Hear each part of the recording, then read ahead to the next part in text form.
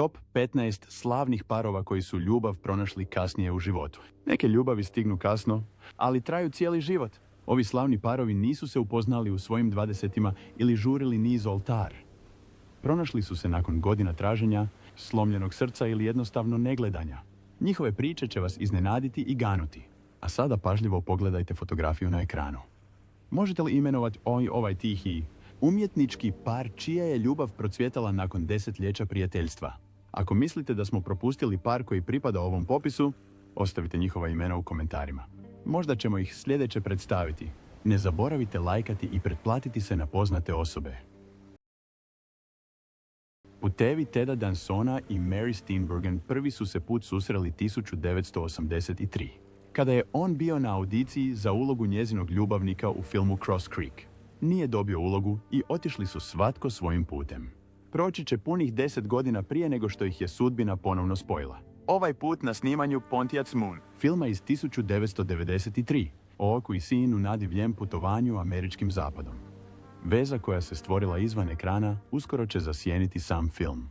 U vrijeme snimanja Pontiac Moon, oba su glumca bila usred transformativnih poglavlja u svojim životima. Mary je finalizirala razvod od britanskog glumca Malcolma McDowella 1990, nakon 10 godina braka. Ted se razveo od supruge Cassandra Coates 1993, nakon 17 godina braka. Svaki je imao djecu i karijere koje su već više puta bile na vrhuncu. Nijedno nije tražilo vezu. Ali nešto tiho i snažno počelo je puštati korijenje. Njihov prvi javni nastup kao par dogodio se početkom 1994, godinu dana kasnije. 7. listopada 1995. Vjenčali su se na privatnoj ceremoniji u Martha's Vineyardu. Među gostima su bili bliski prijatelji i obitelj, a nije bilo sklapanja poslova s časopisima. Njihova unija nije bila stvar publiciteta. Radilo se o privatnosti, dubini i ponovnoj izgradnji nakon gubitka. Do tog trenutka Ted je već dobio 2 zlatna globusa za film Navijanje. 1990, 1991, dok je Mary uzela pauzu od glume kako bi odgajala svoje 2 djece. Pravim ih onako kako vi volite. Na račun kuće, Traineru, nominirani za najbolju glumačku izvedbu u televizijskoj seriji. Musiclu ili komediji su Ted Danson, živjeli, a pobjednik je najbolja glumačka izvedba u televizijskoj seriji, musiclu ili komediji. Ted Danson. Čevšaji! Od svog vjenčanja surađivali su na više od 10 filmskih i televizijskih projekata, uključujući Inc.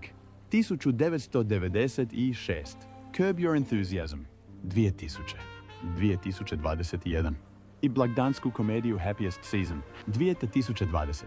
Ne znam, imamo li išta zajedničko u tom smislu? Znaš? U intervjuima često pripisuju svoju zajedničku radnu etiku i smisao za humor ključnima za njihovu vezu. Ted je govorio o Mary kao o najboljem ljudskom biću koje sam ikada poznavao. Dok je Mary jednom rekla u časopisu People, ne postoji niko s kim bih se radije smijao ili plakao. Zajedno su podigli mješovitu obitelj od 4 djece. Lily i Charlie, Marion Daisy s McDowellom, te Kate i Alexis, Tedovih kćeri s Coatesom. Svoje vrijeme dijele između domova u Los Angelesu i Nashvilleu i aktivni su u dobrotvorne svrhe više od 2 desetljeća. Od 2001. podržavaju Oceanu, međunarodnu organizaciju za očuvanje oceana u kojoj je Ted bio član odbora. Njihova je veza postala rijedak primjer hollywoodske dugovječnosti. Godine 2020. New York Times objavio je prilog u kojem ih je opisao kao par na kojemu svi u industriji tiho zavide. Za razliku od mnogih sindikata slavnih, njihov nikada nije zahtijevao ponovno otkrivanje ili objašnjenje. Ali ne osobno, već putem Instagrama. Jessica je objavila video na kojem pjeva. Nisi je bio dirnut glasom i energijom iza njega. Ostavila je komentar. Odgovorila je Jessica. Ono što je počelo kao online interakcija pretvorilo se u istinsko prijateljstvo ukorijenjeno u glazbi, humoru i međusobnom poštovanju. U to vrijeme ni jedno nije zamišljalo da će jednog dana postati supružnici. Nisi se prije 2 puta udavala.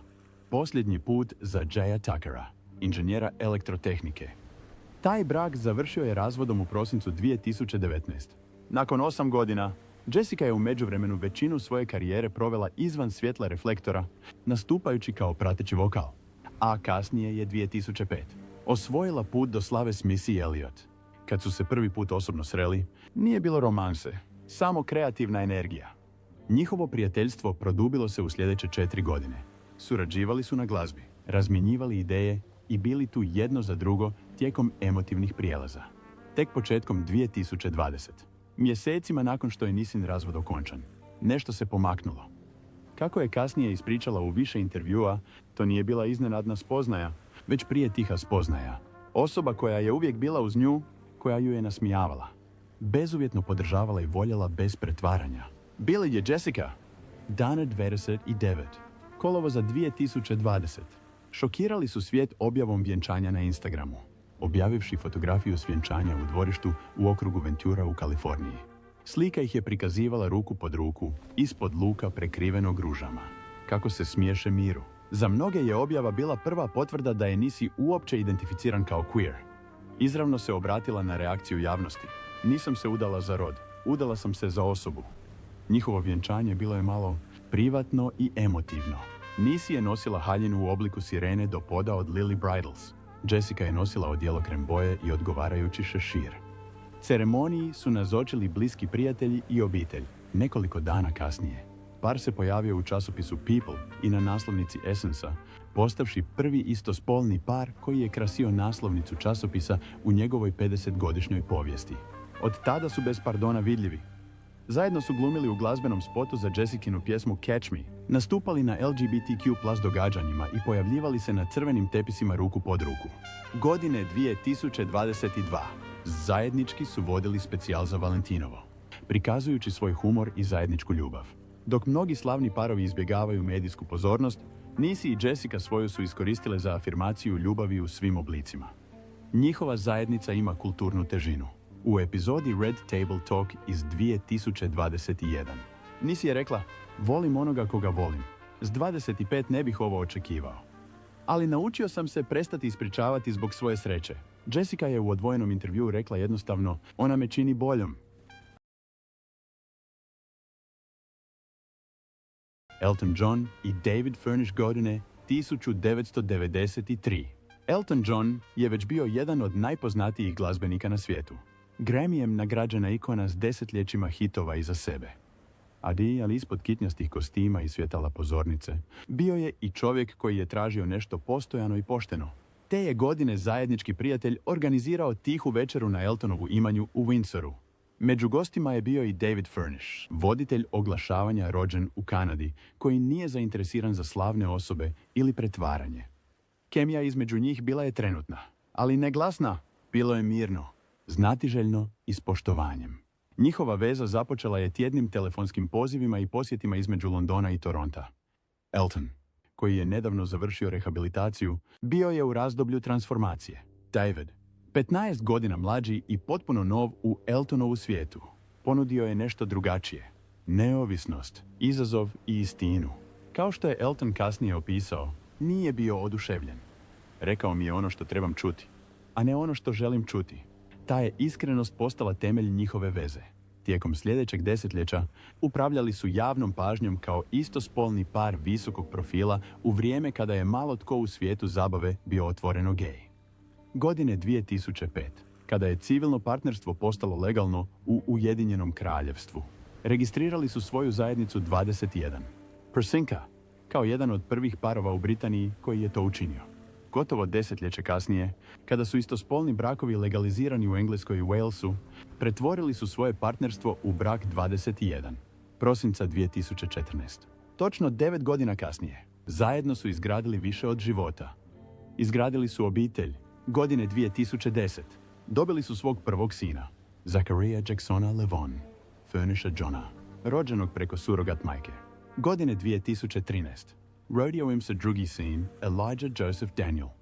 Par je bio otvoren o svom roditeljskom putu, naglašavajući privatnost, strukturu i utemeljene vrijednosti. Njihovi sinovi pohađaju školu u Londonu, a i Elton i David daju prioritet obiteljskom životu u odnosu na pojavljivanja na crvenom tepihu. Profesionalno, David se s oglašavanja prebacio na film i neprofitni rad. Postao je cijenjeni redatelj i producent, posebno radeći na Eltonu Johnu. Tantrums and Tiaras, 1997. a kasnije je bio izvršni direktor Rocket Entertainmenta, Eltonove tvrtke za upravljanje. Njih dvoje često surađuju na filantropskim inicijativama, posebice kroz Elton John AIDS Foundation, osnovanu 1992. Zaklada je prikupila preko $600 milijuna i djeluje u više od 50 zemalja. Njihovo opredjeljenje nije samo osobno, ono je političko i kulturno. Glasno su zagovarali LGBTQ+ prava, istospolno usvajanje i globalnu zdravstvenu jednakost. Godine 2019. David Furnish imenovan je predsjednikom zaklade Eltona Johna za AIDS, a Elton je nastavio globalnu kampanju za podizanje svijesti o HIV-u i AIDS-u, uključujući povijesni govor na Općoj skupštini Ujedinjenih naroda 2016.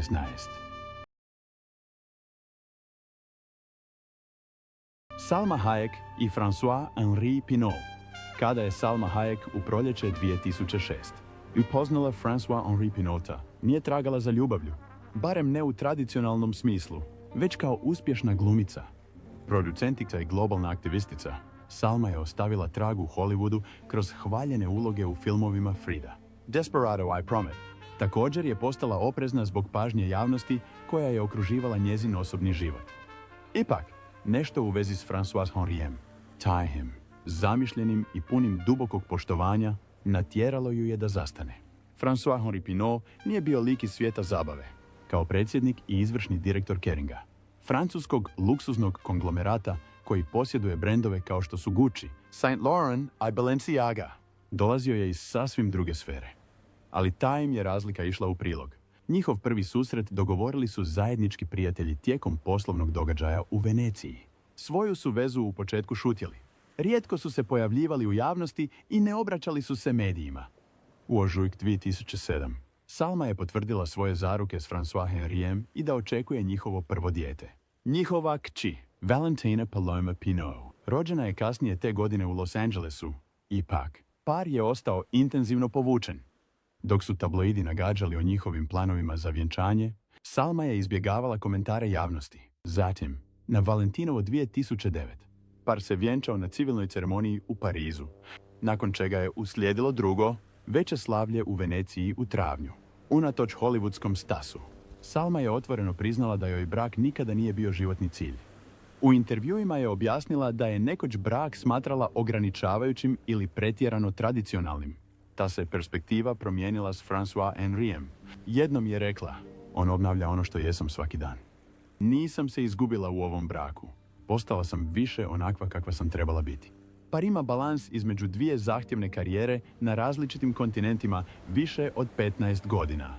Salma nastavlja glumiti i producirati, a nedavno je glumila u House of Gucci, Eternals i Magic Mike's Last Dance. U međuvremenu, François-Henri je proširio Keringov globalni utjecaj i nadgledao velike filantropske napore, uključujući održive modne inicijative i restauracije povijesnih umjetnina kroz kolekciju Pinot. Također su spojili svoju obitelj s milošću. François-Henri ima 3 djece iz prethodnog braka, a Salma je ulogu maćehe prihvatila s toplinom. Svoje vrijeme dijele između Pariza, Londona a Los Angelesa, dajući prednost privatnosti i vremenu s Valentinom, koja se sada bavi vlastitim kreativnim nastojanjima. Njihova veza nije usredotočena na slavne osobe. Rijetko objavljuju jedno o drugome na društvenim mrežama i imaju rijetke zajedničke nastupe. Ipak, kada to učine, ljubav je nepogrešiva. Jednostavne geste, znalački pogledi i mirna prisutnost koja ukazuje na duboko povjerenje. Salma je 2021. odala počast svom suprugu tijekom svog govora na stazi slavnih u Hollywoodu, nazvavši ga svojim najvećim suputnikom na ovom putu. Halle Berry i Van Hunt. Kad je svijet usporio 2020, većina ljudi se pripremala za samoću. Za Halle Berry to je postalo vrijeme tihog otkrića i neočekivanog povezivanja. U prvim mjesecima pandemije COVID-19 počela je komunicirati s glazbenikom Van Huntom. Njihovi razgovori započeli su telefonom i postupno prerasli u nešto što nijedno od njih nije očekivalo. Veza koja se ne temelji na javnim nastupima ili crvenim tepisima, već na dugim, promišljenim razgovorima, smijehu i zajedničkim vrijednostima. Van Hunt nije bio stranac u glazbenoj industriji. Pjevač, Tekstopisac i multiinstrumentalist koji je osvojio Grammyja, stekao je vjerne sljedbenike svojim žanrovskim spojem zvuka, didželom funka, didželom soula, didželom rocka. Haley Ja, nasuprot tome, provela desetljeća u svjetlu globalne pozornosti, od osvajanja Oscara za Bal čudovišta do uloge Storm u franšizi X-Men. Iako su im svjetovi bili različiti, njihovi su kreativni duhovi bili usklađeni kad su se sredinom 2020 počeli javno pojavljivati zajedno. Ton je bio drugačiji od svega što su obožavatelji vidjeli od Hale prije. Nestale su čuvane izjave za tisak ili pažljivo namještene fotografije.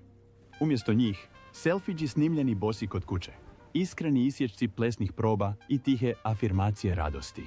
Prvo je zadirkivala njihovu vezu zagonetnom objavom na Instagramu koja prikazuje njihova isprepletena stopala.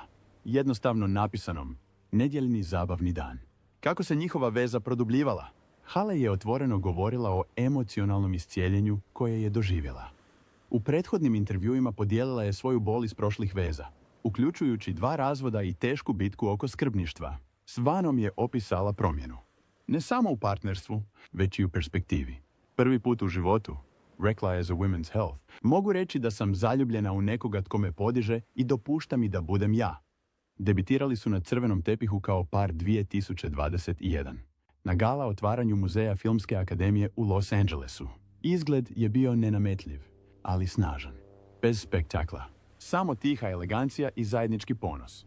Od tada su nastavili podržavati jedan drugoga u radu, a istovremeno su zadržali uglavnom privatan život. Njihova povezanost nadilazi romantiku. Obojica su zagovornici mentalnog zdravlja, rasne pravde i umjetničkog integriteta. Van je pohvalio Halajno zalaganje za preživjele obiteljskog zlostavljanja, dok je Hale promovirala njegovu glazbu svojoj globalnoj bazi obožavatelja. U intervjuima ju je opisivao kao briljantnu i neustrašivu, dok je ona njega nazivala ljubavlju mog života. Barbra Streisand i James Brolin. Barbra Streisand i James Brolin upoznali su se prvi put 1. srpnja 1996. Na večeri u Malibu. Prijatelji su organizirali okupljanje imajući na umu tiho provodađisanje. Barbara je očekivala grubog, bradatog glumca poput Jamesa Brolina kojeg je vidjela u hotelu i Marcusa Welbya. Doktora Medicine. Umjesto toga, stigao je obrijan. Pozdravila ga je sa: "Tko ti je počupao kosu?" Nasmijao se. Taj je trenutak otvorio vrata nečemu stvarnom. Unutar 2 godine su se vjenčali. Njihovo vjenčanje održalo se 1. srpnja 1998. Točno 2 godine od dana kada su se upoznali. Ceremonija je održana na Barbarinom imanju u Malibu uz oko 100 gostiju, uključujući bliske prijatelje poput Toma Hanksa, Wright Wilson i Johna Travolti. Nosila je haljinu Done Karan i izmijenile su zavjete ispod cvjetne čupe, odajući počast Barbarinom židovskom nasljeđu. Prije upoznavanja oboje su bili 2 puta u braku. Barbara je prethodno bila u braku s glumcem Elliotom Gouldom, s kojim ima sina Jasona Goulda. James je iz ranijih brakova imao 3 djece, uključujući i glumca Josha Brolina. Njihov brak ne samo da je spojio 2 zvijezde, već i spojio 2 etablirane obitelji. Sada dijele 4 djece i nekoliko unučadi. U vrijeme kada su se upoznali, Barbara je tek navršila 54 godine, a James je imao 56. Obojica su dosegli velike prekretnice u karijeri. Barbara je već osvojila 2 Oscara, 8 Grammyja i režirala 3 grana filma, uključujući The Prince of Tides i The Mirror Has Two Faces. James je dobio Emmya i 2 Zlatna globusa. Ni jedno ni drugo nije trebalo štedjeti. Jednostavno su izabrali jedno drugo. Njihove su razlike postale prednosti. Ona je ekspresivna, politički glasna i žestoko zaštitnički nastrojena prema svojoj umjetničkoj viziji. On je suzdržaniji, odmjereniji i odan životu koji su izgradili izvan kamera.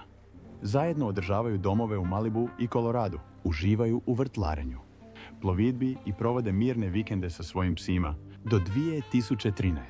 James je javno pripisao dugovječnost njihovog braka odvojenim bankovnim računima i međusobnom poštovanju.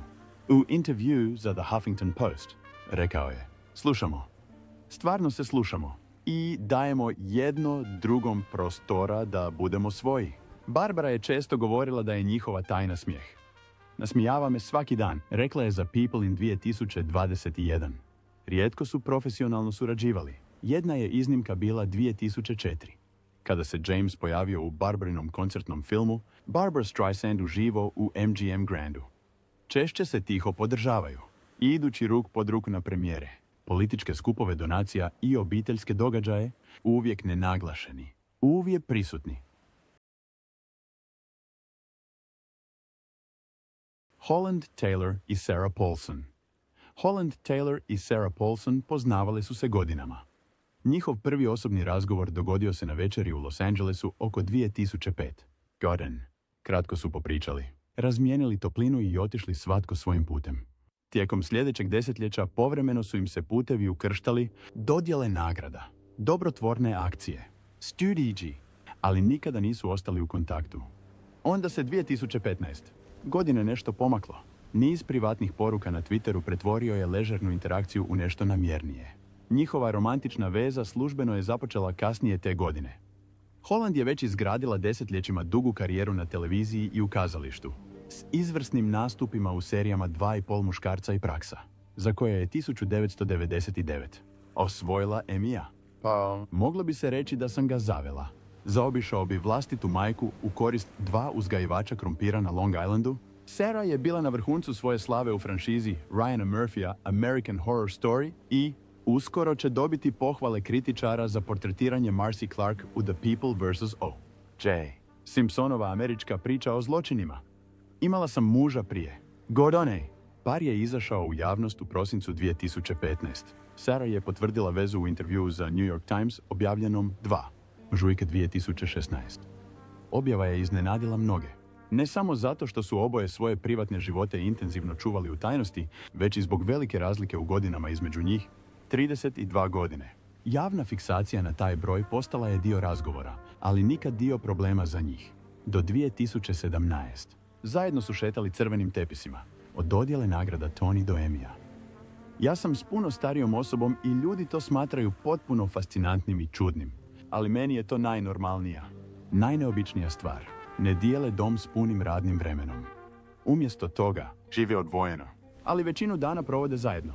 U intervjuu za Harper's Bazaar 2021, Sarah je objasnila, ne živimo zajedno, ali većinu smo noći zajedno. Ravnoteža je ta koja nam odgovara. Nekonvencionalna struktura odražava povjerenje i zrelost koje oboje donose u vezu. Holland, rođena 14. siječnja 1943. U Philadelphia. Često je Sarah pripisivala zasluge za emocionalnu i intelektualnu revitalizaciju svog života. Sarah, rođena 17. prosinca 1974. u Tampa na Floridi. Rekla je da joj Hollandova mudrost i smirena prisutnost omogućuju da napreduje pod pritiskom. Njezina dinamika nadahnula je mnoge u LGBTQ+ zajednici da prihvate ljubav bez isprike ili očekivanja. Nisu objavljene nikakve zaruke od kolovoza 2025, a oboje su izrazili malo interesa za pravno formaliziranje svoje zajednice. Njihov fokus ostaje na osobnoj povezanosti, a ne na izvedbi. Pojavili su se zajedno na više od 30 javnih događaja u posljednjih 8 godina, ali nikada nisu unovčili svoju vezu kroz partnerstva s robnim markama ili javnu podršku. Keanu Reeves oduvijek je bio enigma u Hollywoodu. Blag, duboko povučen i cijenjen zbog svog integriteta i na ekranu i izvan njega. Alexandra Grant, vizualna umjetnica i spisateljica, kreće se u drugačiji svijet. Tihe galerije, akademska predavanja i eksperimentalne knjige. Ono što ih je spojilo nije bila slava ili krugovi na crvenom tepihu, već zajednički ritam ideja, jezik i umjetničke vizije. Njihova prva suradnja datira iz 2011. godine, s knjigom pod nazivom Oda sreći, meditativnom tekstu koji je napisao Keanu, a ilustrirala Alexandra. Kreativni proces ih je povezao. Drugi projekt, Shadows, uslijedio je 2016. godine, dodatno produbivši njihovu vezu. Davno prije nego što je romansa ušla u scenu, tiho partnerstvo već je pustilo korijenje, utemeljeno na povjerenju i zajedničkom nadahnuću. Kad su javno objavili svoju vezu 2019. na Elecma Art Plus Film Gala u Los Angelesu, njihovi prijatelji već su znali fotografija s crvenog tepiha, na kojoj Keanu drži Aleksandru za ruku, izazvala je svjetske naslovnice. Ne zbog skandala, nego zato što je zračila autentičnošću, Nema iste odjeće, nema namještenih poza. Samo dvije osobe koje su se jasno poznavale godinama. Niti jedan od njih prije nije bio u braku. Keanu je slavno preživio osobnu tragediju, uključujući gubitak kćeri 1999 i smrt svoje bivše partnerice, Jennifer Syme, 2001. Aleksandra je u međuvremenu otvoreno progovorila o tome da se odlučila ne prilagoditi konvencionalnim očekivanjima od braka ili majčinstva. Njihov odnos izgleda kao susret jednakih. Dvoje ljudi koji su živjeli punim, odvojenim životima i pronašli tihi sklad u prisutnosti jedno drugoga. Njihova zajednička ljubav prema umjetnosti i dalje ih drži. Aleksandra je suosnivačica projekta Grant Love koji podupire neprofitne umjetničke organizacije. Keanu ostaje uključen u kreativne projekte i glumu, uključujući glazbu i izdavaštvo. Njihovi se interesi često preklapaju, a da se uopće ne natječu. Aleksandra je jednom rekla za britanski Vogue: samoću cijenimo koliko i povezanost. Javni nastupi su rijetki i obično su vezani uz značajne događaje. Otvorenje umjetnosti, predstavljanje knjige ili kulturnu dobrobit. Za razliku od mnogih parova, visokog profila, oni izbjegavaju pretjerano izlaganje. Nema zajedničkih intervjua, nema javnih izjava ljubavi. Umjesto toga, ono što se pojavljuje je dosljednost. Uvijek dolazimo zajedno. Uvijek odlazimo zajedno. Uvijek biramo prisutnost umjesto izvedbe. Bliski prijatelji opisuju ih kao osobe pune dubokog poštovanja. Razgovori između njih često se pretvaraju u filozofiju, tkajući između književnosti, etike i kreativnog procesa. Ne upadaju jedno drugom u riječ. Ne traže svjetla reflektora i rijetko koriste društvene mreže. Čini se da njihova veza ne počiva na romantičnoj teatralnosti, već na emocionalnoj inteligenciji. George Clooney i Amal Alamuddin. George Clooney desetljećima je bio označen kao najpoželjniji neženja Hollywooda. Nakon razvoda od Talie Balsam 1993, sanjao je da se više nikada ne oženi. Mediji su mu vjerovali na riječ. Uslijedili su deseci veza na visokom profilu, ali ni jedna nije opstala. U javnosti se činilo da je zadovoljan neženja. Privatno, njegovi su se pogledi počeli mijenjati. Do njihovog upoznavanja došlo je preko zajedničkog prijatelja u srpnju 2013. Na Clooneyjevom imanju na jezeru Como. Amal Alamuddin nije bila zainteresirana za njegovu slavu. Vrlo cijenjena međunarodna odvjetnica za ljudska prava. Diplomirala je na sveučilištu Oxford i pravnom fakultetu sveučilišta New York. Do tog trenutka zastupala je bivšu ukrajinsku premijerku Juliju Timošenko i surađivala s Ujedinjenim narodima. E-mailovi su počeli ubrzo nakon tog prvog sastanka. Razgovori su se pretvorili u sastanke diljem Londona, Como i Los Angelesa. U roku od 6 mjeseci George je zaprosio dana 28. travnja 2014. Poklonio je Amal platinasti prsten sa 7-karatnim smaragdnim dijamantom. Prihvatila je. Njihovo vjenčanje održano je 27. rujna 2014. U Veneciji, Italija. Ceremonija je održana u povijesnom hotelu Aman Canal Grande sa 100 gostiju, uključujući Matta Damona, Emily Blunt i Cindy Crawford. 4 dana kasnije, Amal je postala službena osoba za vjenčanje u gradskoj vijećnici Venecije na civilnoj ceremoniji. Giorgio Armani dizajnirao je Giorgiov smoking.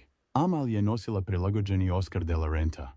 Nakon vjenčanja, Amal je u poslu prihvatila prezime Clooney. Par je svoje vrijeme dijelio između svojih domova u Londonu, Jazzera, Como, Los Angelesa i obnovljenog imanja u Berkshireu u Engleskoj. Unatoč globalnoj slavi, naglasak su na privatnosti, posebice nakon rođenja njihovih blizanaca Aleksandra i L6, lipnja 2017, u bolnici u Londonu. Njihov odnos cvijeta na zajedničkim vrijednostima. Obojica su strastveni za pravdu, humanitarne svrhe i slobodu tiska. Godine 2016 suosnivali su Clooney Foundation for Justice, koja podupire žrtve kršenja ljudskih prava diljem svijeta. Financirali su stipendije za sirijske izbjeglice, pokrenuli Trial Watch za praćenje pravnih postupaka u cijelom svijetu i podržavali slobodu tiska u represivnim režimima.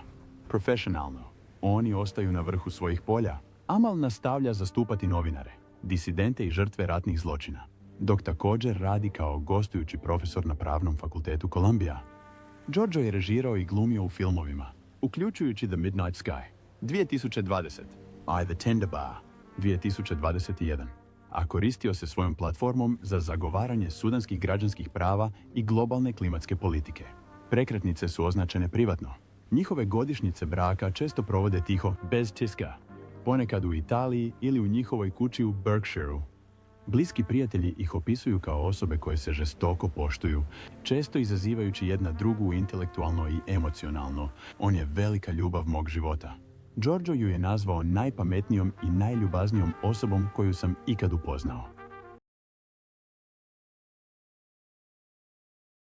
Cameron Diaz dugo je bila jedno od najprepoznatljivijih lica Hollywooda, omiljena zbog svojih uloga u filmovima. Ima nešto o Mary, Praznik i Charlievi Angeli.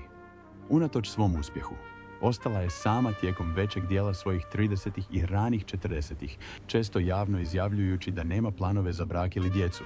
Romantika je za nju uvijek bila sekundarna u odnosu na neovisnost. Upoznavanje je napravljeno preko Nicole Richie, koja je udana za brata blizanca Benjija Madena, Joela. Cameron nije puno očekivala od sastanka. Ipak, nešto u vezi s Benjijem, mirnim, prizemljenim i introspektivnim, razoružalo ju je. On nije bio arhetip koji ju je prije privlačio. Prijatelji su odmah primijetili promjenu. Njezin uobičajeni oprez je omekšao. Unutar 10 mjeseci veze su se zaručili. Vjenčanje je uslijedilo ubrzo nakon toga, održano je 5. siječnja 2015. na intimnoj ceremoniji u njihovom domu na Beverly Hillsu. Prisustvovalo je manje od 100 gostiju. Događaj je bio skroman prema hollywoodskim standardima, ali duboko osoban. Svijeće su osvijetlile dvorište, bliski prijatelji čitali su zavjete. A nastupio je gospel zbor. Cameron je kasnije opisala njihov brak kao preobrazbu. U nekoliko je intervjua Benjiju pripisala zasluge što joj je pomogao pronaći mir na načine za koje nisam mislio da su mogući. Povukla se iz glume iste godine kada su se vjenčali, odlučivši se umjesto toga usredotočiti na dobrobit, pisanje i obiteljski život. Do 2018. potvrdila je svoje povlačenje i vašenje iz filma, navodeći da su joj se prioriteti promijenili. Njihova kći, Rydix Chloe Wildflower Madden, rođena je putem surogata u prosincu 2019. Par je tu vijest objavio kratkim zajedničkim priopćenjem, istaknuvši želju da je odmaknu od očiju javnosti. Nijedna fotografija nije podijeljena. Intervjui nisu davani. Slava je nekada bila ključna u Cameronovom životu, ali majčinstvo s Benjijem kao partnerom donijelo je novu vrstu ispunjenja. Benji, suosnivač pop-punk benda Good Charlotte, također je evoluirao. Rano u svojoj karijeri poznat po tetovažama i rock himnama, nakon vjenčanja se okrenuo produkciji i vizualnoj umjetnosti. Njegovo divljenje Cameronu često se pokazuje na suptilan način. Privatne poruke za godišnjicu, iskrena počast i tiha podrška. Ja sam najsretniji tip na svijetu, napisao je jednom ispod rijetke objave na Instagramu.